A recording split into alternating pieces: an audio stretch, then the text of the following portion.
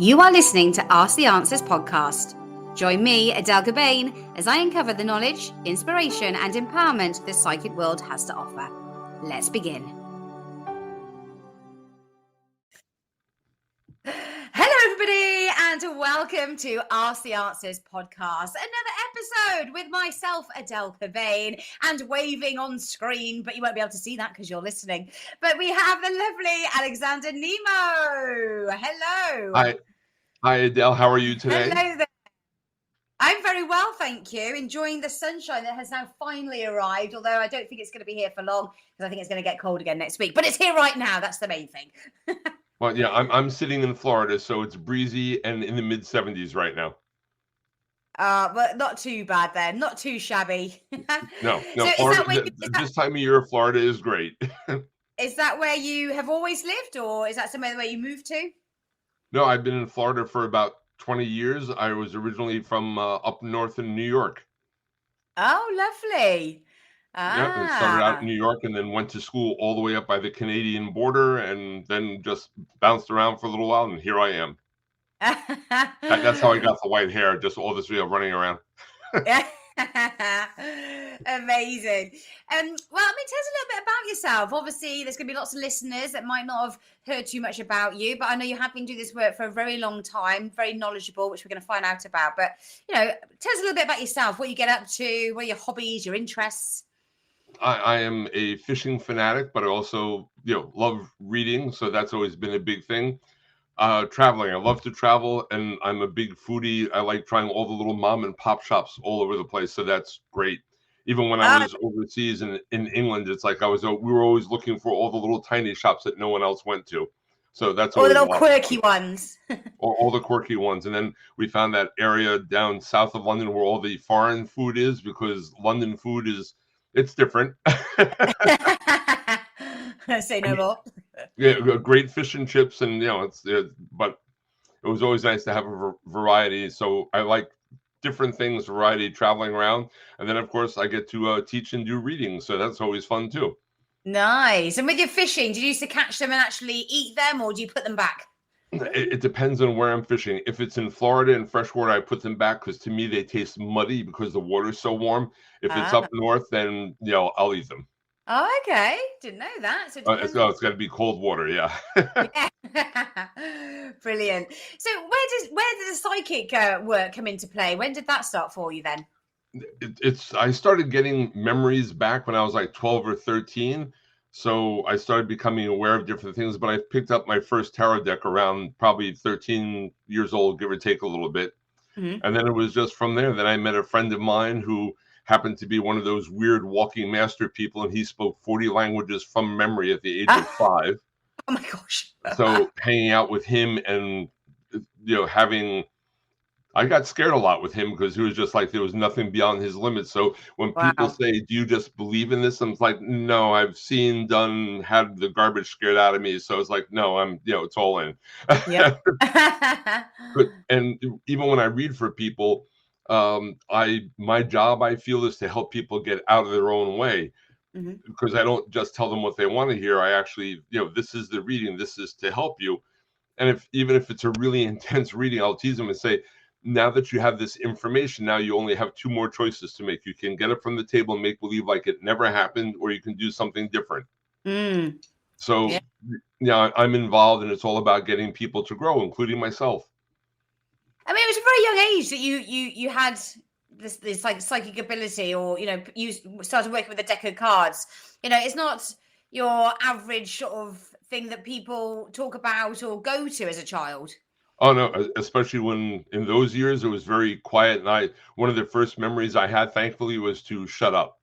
So I had friends on the other side said, "Don't say anything about you seeing colors. Don't say anything about this. Don't say anything about talking to us because it'll be safer." And it's like, so, I mean, I really didn't, let's say, come out of the psychic closet until I was about 20. Yeah, because nowadays, it's okay to be different, but back then, like you said, people would think you're going mad or crazy, or your imagination. Oh, absolutely. Wild, yeah. There would have been a lot of ridicule and a lot of limitation, and we all know that doesn't work well if you're aspiring and trying to discover broader horizons, you can't be limited by other people's fears. And I see that happen so many times with parents telling kids who want to talk about their dreams, like, well, it's just a dream, it's just imagination, it's not real. It's like, it's real, but it's just not here. So Yeah. there's a big difference between attitude, and attitude can shut down someone really badly. So, do you have a stronger sense with the psychic world? Lots of people say that they saw their grandmother as a child, or the cards spoke to them, or that it came to them in a dream. Did you have stronger senses than others? Probably, but I mean, for me, it was having connection to the other side gave me a stronger sense of self, I think, Hmm. because it just, and having memories of past lives. So one of the first things I understood is that you don't die under any circumstance. It keeps on going. And that tends to change your perspective a lot. Ah. Even when I work with people now, when I suggest past life regressions or memories, and if they say, well, why is that important? It's like, well, number one, you're bringing stuff with you that you have to fix, but number two, it allows you to taste immortality. And once you start getting that perspective, oh, excuse me, then everything starts changing, because you're not owned by this place anywhere near as much. So you're saying that people, when they can't put their finger on it, why they're drawn to maybe a particular country, or they're fearful of water, or, there's something there that they can't figure out why they're acting the way they are. That could have possibly stemmed from a past life. Oh, so many times, and I can't tell you how many times I've dug. People come sit down, I'll see in their aura, it's like, oh, your shoulder's hurting, and it's like, yeah, but it's been hurting for 10 years, and I don't know why. And I'll dig a musket ball out of their shoulder astrally that's been there since the Civil War. Wow. And then as soon as it's gone and it heals up, then it's like, oh, the pain is all gone, because we're carrying it with us. I just had a conversation a couple months ago. Friends of mine in England, it's funny enough, their little girl was in the hospital with some weird stomach thing, couldn't keep food down, losing weight, and this was going on for weeks, and they thought they were going to lose her because they couldn't find anything. Hmm. So I was talking to her via Zoom, and we were talking. I said, and it finally came up. I said, So what do you think about Roman history? She goes, oh, I love the Roman stuff and the gods and blah, blah, blah. And we got to talking. I said, I really think I know what your problem is, why you're having problems with your stomach. She's like, well, they can't figure it out. I'm like, yeah, but I think when you were a Roman soldier, she goes, I was. I said, I think you were poisoned in camp. Someone poisoned your well, and when you drank the water, you got really sick or you died. And you apparently met someone that triggered this, and it brought it forward. And she's like, wow, that's really amazing. And the next week, everything was gone, So just because she remembered it. how does that work then? Is it just that awareness, or if they've been carrying it for so long, and then you find that connection, how does it just suddenly then go? I think because as soon as, in that case, I'm feeling that it was because that awareness came up and it wasn't a karmic issue, that once you know what something is, it's not as scary, and she just let it go or pass Right. through. Yeah. I mean, I wish I could give you a definite answer, but that's like above my pay grade currently. I just know that certain things work, and that's good. Yeah, absolutely. And are we always a human being in of our past lives? Are we always a person? From my experience, I have never seen anybody that hasn't been a human that's a human. I have seen lots of people who have memories of being priests or priestesses in some, with some god form, and there are lots of exercises that you invoke an animal god, or you transfer consciousness into something to travel. And a Mm. lot of people will assume that, oh, I was a deer or I was a frog. But to my experience, I've never seen anybody that is actually incarnated into a body other than human. But again, that's my experience. There's lots of other people that say, oh no, I remember this. And I would never say that they don't remember it, because even if they invoked an animal spirit, or if they merge with something for an experiment or traveling, you will remember it. It's just a matter of how much you latch onto it. But like I said, Yeah. that's my opinion. Yeah, no, it's interesting. And so when say we die on this earth plane, is it our soul, our spirit then goes into another person that's born? How does it work? How do you make it work? There's lots of conjecture about that. I mean, I have seen people that have done walk-ins where they'll displace somebody else by agreement and come into a body that's already an adult. I saw someone do that. This person, unfortunately, the previous person had addiction problems, was sick, terminal something, and this other person walked in with the agreement, and then all of a sudden they were just like, everything was gone.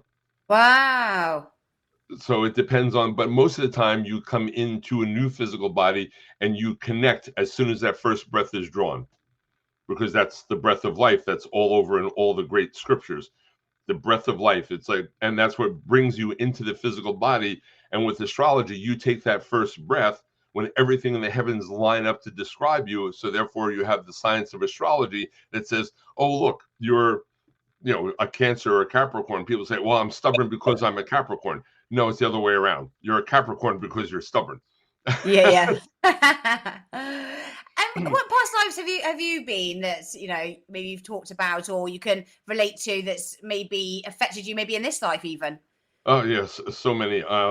One of my favorite ones is when people look at me if there's something uncomfortable going on, say, "Well, why doesn't this bother you?" It's like, because I remember dying in the streets of London, homeless as a kid with bubonic plague. So compared to that, this isn't that bad.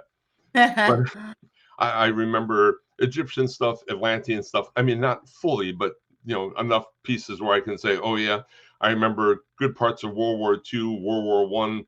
Um, so many bits and pieces, because I wish I had complete memories, but some of them are just good chunks. Mm. And we've all had that moment where we meet someone and we feel like, God, I feel like I've known you for years, or you have that connection. I know lots of people talk about soul connections, karmic connections, but could you have maybe been with that person in a past life together? Oh, absolutely. Yeah, absolutely. There's so many people that I see that I know, and so many people that I've traveled with a lot of times. And even my wife, it's like we've been husband and wife, brother and brother, sister and sister. You keep on changing physical bodies depending on what you're working on karmically and what you're trying to balance out. And then sometimes we've lost track of each other for thousands of years also. So it comes and goes. Yeah, I mean, when does it go? When does it finish? How many past lives can you have? Well, according to my friend who is the walking master, he said once you burn off about 50% of your karma, all of a sudden all this information rushes back in, and then getting rid of the other 50% gets a lot easier. But in order to get out, the theory is that you have to balance out everything you have here, because the physical plane is like Las Vegas. So if something happened here, or if you created karma here, the only way to resolve it is by being here, hence getting trapped in the reincarnation cycle. Hmm. Some people might just want to stay here, though. I mean, or is it better in the spirit world? I don't know. It really depends on the person and what they create. If you believe strongly that you're going to hell, then you're going to be uncomfortable for a while, because that's part of your creation or belief. If you believe or know otherwise, then you don't have to do that. So it's very, let's say the spirit world or the astral is very malleable. You can create what you want or what you've been taught, and it's very hard to get people out of that sometimes. Yeah, I know I had a conversation with someone before when they were talking about sort of soul connections and other areas of the psychic world, and they were saying that some people choose to they choose their lesson, they choose their pathway, and the fact that it's not always going to be a good one. If they're involved with crime or addiction or abuse or any of those, but they have chosen that. Do you believe in that? Well, it's comes down to the point, you and your higher self. Your higher self, from what I know, is like your divine perfected spark. So your higher self may help you plan out, say, okay, we have to resolve these issues in order to get ahead, Right. and those issues will be dealt in that life. But as far as what's going on in a life, that's like people who like movies. Some people like horrors, some people like comedies, some people like romance. You literally create a lifetime partially for entertainment. And a lot of people really disagree with that, but I've seen it happen over and over again. Yeah. So is this a main focus through quite a lot of your readings, connecting with a past life for people? When it comes up, then it's valid. I mean, to me, that's always a reading, but that's not always what's going on with a person. Some people are just trapped in making the same types of decisions over and over again, and then they wonder why the same things are happening. It's like people come up and say, "Well, I'm always getting beat up." I'm like, "Stay out of the crack house." Yeah, So if you keep on doing the same thing yeah, and you end up, then it's time to change your mind to do something different.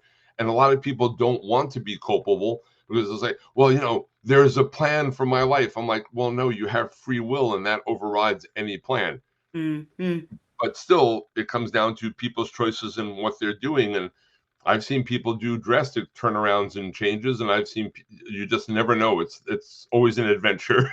Yeah, absolutely. That's a great thing about life, is that nothing stays the same. We're always evolving, we're always changing. And I always like the fact that when you do speak to a psychic, from even, my own personal experiences, is that sometimes you're too close to home, you don't actually see it. So when somebody else can pick up, well, do you know that, the reasons why you're possibly going through what you're going through, and why you're attracting that person, or why you're attracting that job, or why you keep having these challenges? Have you thought about this? And when you think, oh, actually, no, I hadn't thought about that. And actually, yes, I am a little bit like that. And it's almost like a penny drops. It's like, oh, they know me better than I know myself.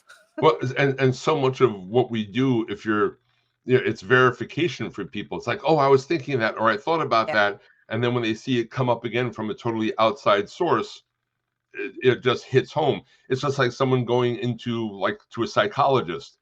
Most of the times a psychologist isn't telling you anything you don't know, but since it's an outside eye or an outside authority who will look at you and say, yeah, but you're doing this, do you understand this? And then they're like, oh, and they get set free. So Yes. sometimes you just need that outside help and push to get somewhere where you were afraid to go. Yes, absolutely. And working with the energies at the right time. I know last week I said I teach fitness classes, and I was doing this class, and one of our classes is a sort of spin boutique class, cycle class. And we always set an intention at the beginning of the class. And the class on that day, I said, and I don't even know why I went with this phase, but I just went, well, today our intention is about just going with the flow, and, not getting too hung up on things that we're trying to change that aren't working, and had this sort of intention with them. And then I came online and spoke to one of the psychics, and she didn't know what I'd set in that intention that day, but she went, today is that energy, with that Pisces energy, with the two fishes, about just going with the flow. And I was like, Right. what? Oh, when I said that today in my intention, she went, absolutely, you're connecting to that energy that's around you at the moment, about going with the flow, and, very dreamy with the Pisces energy. You might be looking at your dreams, your ambitions, but go with the flow at the moment. And just by hearing that, I was like, oh, and I did, and I used that in my own daily sort of routine from that day onwards, because in another job that I find sometimes quite draining, and sometimes I put so much energy into it, I thought, just pull back and just go with the flow. And my energy did change. I felt a lot better by just Sure. doing that, rather than being too like, It's all a matter of perspective, but also look how much good that did for you, because you came up with this on your own intuitively, and then someone said, oh, this is just entering this, and it all came together. So you had yeah. verification of your own intuition, and that gives you a lot more power, because now you start trusting yourself more. Absolutely. And I love it when you start noticing those sort of signs around, with the full moon energy or the Mercury retrograde. I know sometimes when our, tires like get punctures, or, the car needs a service, or just all the money in vehicles, for us, it seems to be when the Oh, Mercury is yeah. retrograde. Yeah. And I Yeah, just we've go, got Mercury retrograde coming up. Don't talk about cars. oh no, we've just gone through that not so long ago. But every time something happens, I go, I bet we're in Mercury retrograde. And the last one, they went, yep. I went, Yeah. I knew it.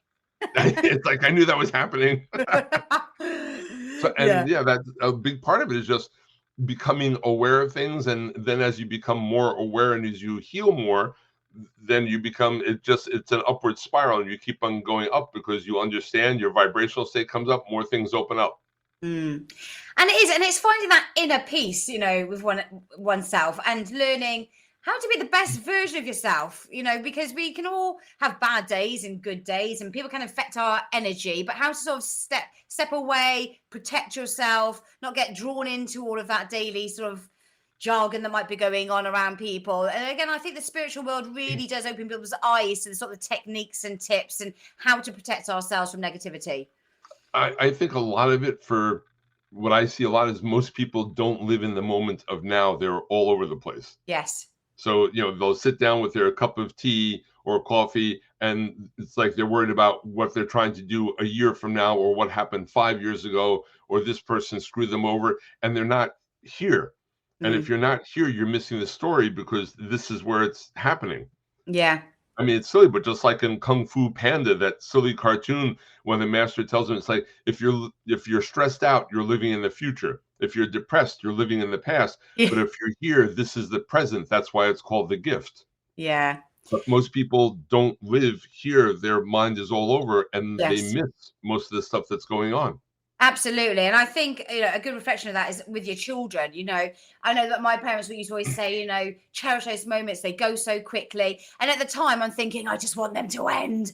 Right. It's Yeah. not as in I want them to go anywhere, but it just felt like the days were long. It was tiring, exhausting. And then you come out the other side when they're going to secondary school or older or going to university. You think, where has that time gone? You see somebody with a newborn baby, you think, oh my God, that feels like a lifetime ago since mine were babies. And you just think, now I know why people just say, do cherish those moments and don't wish them to go away so quickly, even if it is hard at the time. Sure. And again, that comes down to not being in this moment, because they're living literally somewhere else. Their mental state, their non-physical being, they're just worried about so much stuff. And I tease people about that all the time. Yeah. They're either attached or they're owned by everything in the physical plane because they think that this is the reality. Yeah.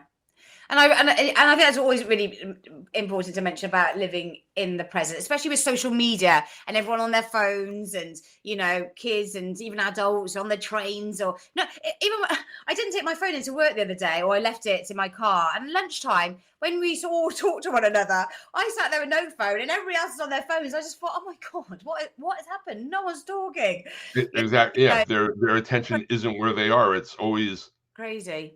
Yep. And it's very sad. And I do, and people are owned by things. So either and that's the big thing. It's like, what are they paying attention to and why? I was doing a series of readings. I do a lot of house parties, and I was at a very affluent house in the neighborhood. There was like 15 people. We had a great time. It was all day long, except for this one guy who was absolutely just like, can't even describe the words, but just like nasty. And everyone was telling me, go, no, everything you've told him has been true. That's him. So we're sitting at dinner and he's right across from me and wrapping up the day. And he was so vile that he turns around and goes, so besides me having money and you don't, what's the real difference between someone being spiritual or being rich? And everyone's like, oh my God, here. I said, do you really want to know? And he's like, yeah, I need to know. I said, tomorrow morning, 7 a.m., the IRS knocks on both of our doors and takes everything we have, lock, stock, and barrel, where you just have the clothes on your back. And he's like, so what? He goes, at 6 o'clock that night, I will be sitting under that oak tree smoking a cigar. He goes, what's the big deal? I said, you'll be sitting under that tree eating the end of a 45. And he storms out of the room. And then I find out that 2 years ago, he was institutionalized for a suicide attempt because he lost money. So it all comes down to, what do you allow to own you rather than you? Because we don't take any of this with us. We only bring with us what we have.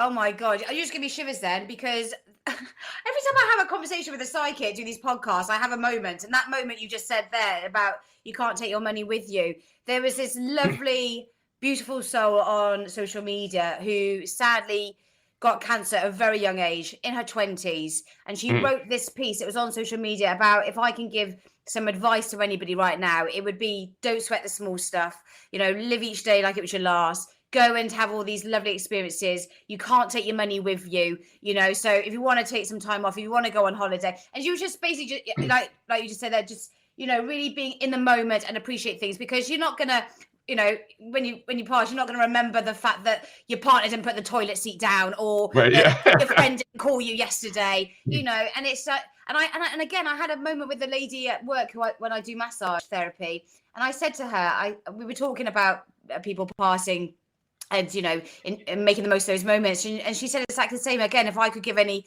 advice to people, it's just do it while you can. Don't wait and think, oh, I'll wait till I make money in 5 years time, or I'll wait until my business is successful, because those days might not ever come. Right. And to really live in the moment and cherish it. Because I was saying to my husband, yes, we need to do the house up, but are our kids going to remember the new bathroom that got done, or are they going to remember us taking them to Disney World Paris? Things like that. Do you know what I mean? Where to prioritize what's important at the moment. I have a client right now, had a really great job, worked there for years, and she got fired, which we found out during a reading 8 months ago. And she calls me up when we're doing a reading. She goes, I've been looking for a job, but I haven't found anything, so I'm taking in an adventure. I'm like, what are you doing? She goes, I'm doing an around the world tour on a cruise boat for 6 months. Yeah. She goes, do you think that's wrong or stupid? I'm like, no, it's like, that's a massive adventure. Yeah. I said, she goes, I have the money to do it, and I'll deal with it when I come back. I'll make more. And I'm like, I said, and Yeah. plus going around the world, I said, you may find a job on the cruise because it's all the same type of people doing stuff like that. Mm-hmm. So, but you're right. Definitely. You have to go for what you need to do, because sometimes that's where the gifts are. Yeah. And I know obviously we still got to pay bills and food and we have to go to work, but Right. also it is important to have that balance, to have those moments and the time and the quality time with people in your life. And like I Sure. said, if you're on your own, go on those adventures and explore the world, because who knows, what tomorrow might bring. Not to sound morbid, but just to appreciate life. Sure. And so many people don't. And I absolutely know that it can change like that Mm. and go one way or the other. Because it's like you can think that you're all set, everything's fine, then all of a sudden it's like swoosh, it's all gone. So we've mentioned past life connections. We've talked about connecting with the cards at an early age. What other sort of ways have you worked over the years? Is there anything you like to do that you don't do, or is there another sort of tool that you use when you do readings? I mean, the readings consist of, I mean, tarot, sorry, I can't talk today, is a Yeah. great tool, but I combine that with clairvoyance, being able to see auras and sometimes seeing past. Intuition, occasionally I'll let mediumship slip through, but I had to take that off of my business card, because when it was on my business card, people would come over with like 5 vials of dead relatives, say, I have to talk to these people. I'm like, it doesn't work that way. So Yeah. I really enjoy teaching. I do a lot of classes, and those are always fun, because I enjoy helping people discover that being psychic is the norm rather than being the outcast, Yes. because that's moving toward verification that you're more than just this physical vehicle, because we go through a lot of these. Hmm. Yeah. So that's, for me, that's the most fun part. And I'm doing more teaching, and the book helps a lot. People say, oh, why'd you write the book? I'm like, because I got tired of saying the same thing 5,000 times over to people. So now I just hand them the book. It's like, here, give me your $20, and when you have questions, call me. Yeah. Like a manual script. Here you go. Here's your manual. Off you go. Well, it is, because it's like no one can teach you magic or spirituality. I can give you exercises or provide a pathway, sort of, but that person has to walk it, Yeah. and how It's like they gym. expand. You can have a workout plan, but you have to do it. You have to get stronger with it. Yeah. Right. And the path isn't the same. People say, oh, it's just you go from point A to point B to point C. I'm like, yeah, I wish. It's like point A to point B if I'm lucky. And then they'll go to L25, Z3, A2.5. So, because everyone's background and incarnations and where they are and what they're resolving are all different. So the path isn't the same for everybody. No. Wow. And what is the book called that you wrote? Oh, I'm sorry. Magic Beginning the Path. It's I can share the screen and show you an image if you want. Yeah, perfect. Yeah. Yes, I please. think. Let me try this. This is going to be good. Hold on. Let's see. Put that over there. Hit share screen. Sure.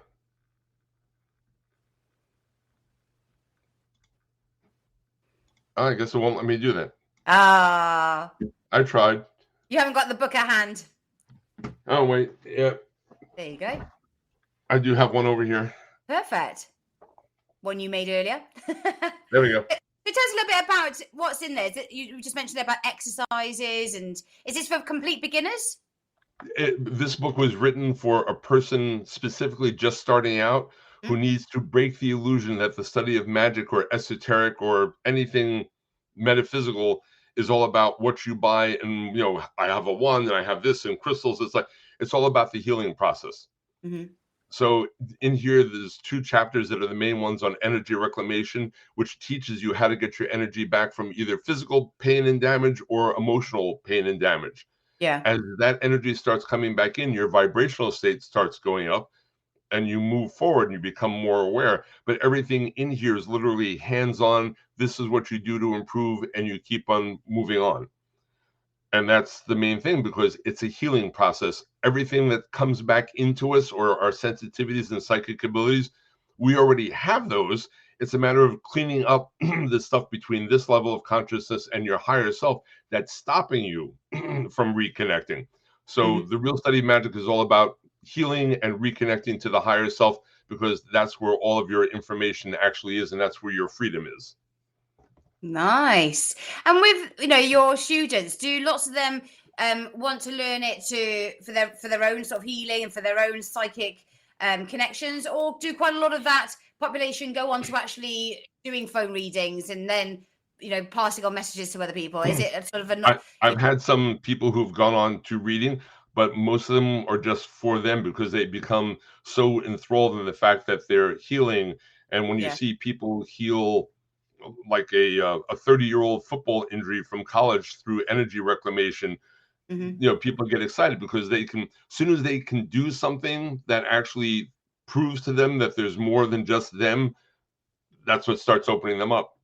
I have a friend, Dominic, who was very mad at me because he's from South Africa. He can walk on black asphalt in August in Florida barefoot. Oh, you froze. We've lost you a little bit there. It's gone a little bit distorted. Oh, there we go. I think you might have come back. Okay. So he can walk barefoot on unbelievably hot asphalt. Is there anything you haven't learned yet? Wow, all of a sudden you're dragging a lot. With you, Alex, I apologise. Just lost the connection. Reconnecting, so just bear with us while it just does that. There you are. So if you are listening, okay, that part we'll edit out. To Alexander Nemo, ask the answer. The phone line. Are you there, Alexander? I can hear you. Are you back now? Can you hear me? Hello? Do it, Paulo. Oh, we're just losing the connection slightly with you, Alexander, at the moment. Okay. They might just come back in just a second.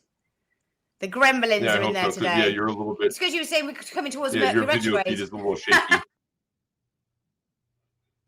It must be we're haunted. It's a ghost in the machine.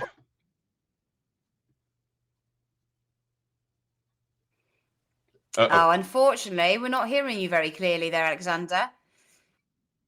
Oh, that's weird. I wonder what happened. We seem to have come to a bit of a loose connection. And you've frozen on my screen as well. Just bear with us. Alexander, just log off and then log back into it. Yeah, and then it might just reconnect. In the meantime, I'll just talk to our listeners while you do that for me.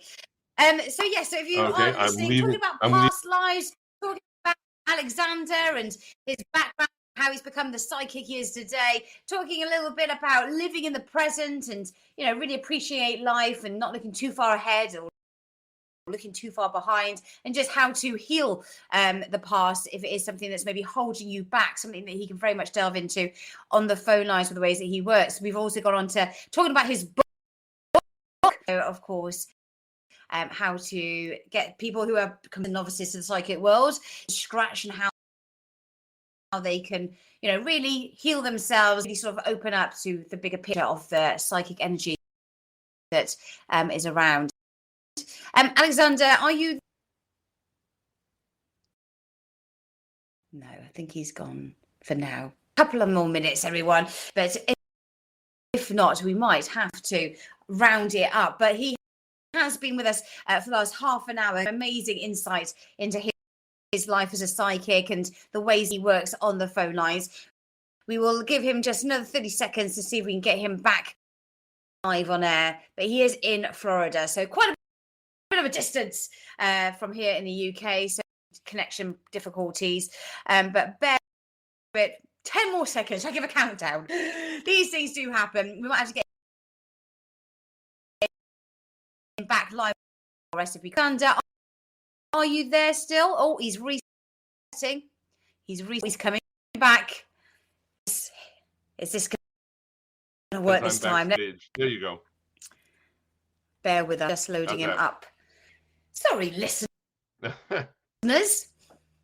Getting really juicy. Let's see. Is he coming in on screen? I'm here. Come on. Let's put that energy out there so we can get Alexander back on for us. Come on with us. Get him back on the lines. Okay. I think we might have to leave it there because you listen. Are we there? for now because Alexander unfortunately has got disconnected with us, but we still have an amazing show with him. I don't know. And his amazing work. You can get hold of him on most days, and we'll try and get him back for another podcast, of course, because I still feel there's so much more to say and to find out about. But until next time, thank you very much, everybody, for joining us. We will catch up with you very soon.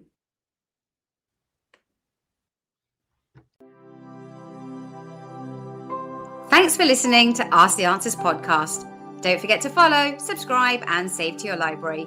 Remember, there are 100 psychic readers available on our website for readings 24 hours a day, 7 days a week.